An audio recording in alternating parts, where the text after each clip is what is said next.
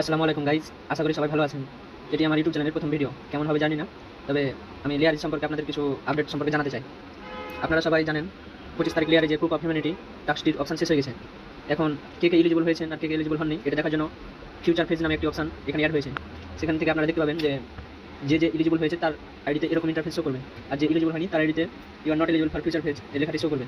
তো বন্ধুরা, আপনাদের জানাতে চাই লেয়ারে যত শীঘ্রই আমাদের টিজি এটি প্রোভাইড করে দেবে।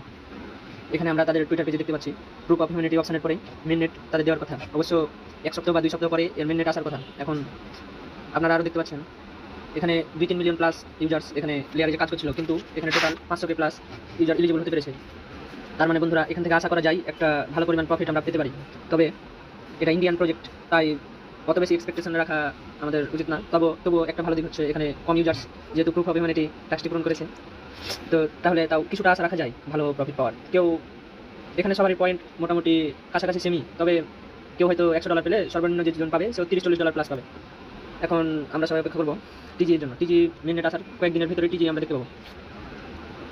রোড টু মেননেট এর হিসাবে প্রুফ অফ হিউম্যানিটি টাস্কটি কমপ্লিট হয়ে গেছে, সেহেতু সামনে মাসে প্রথম সপ্তাহ অথবা দ্বিতীয় সপ্তাহের ভিতরে আমরা একটু বড় আপডেট দেখতে পাবো। সেখানে মেননেট তাদের লঞ্চ করে দেওয়া হবে।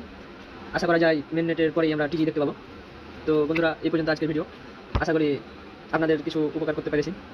ভিডিওটি ভালো লাগলে চ্যানেলটি সাবস্ক্রাইব এবং ভিডিওতে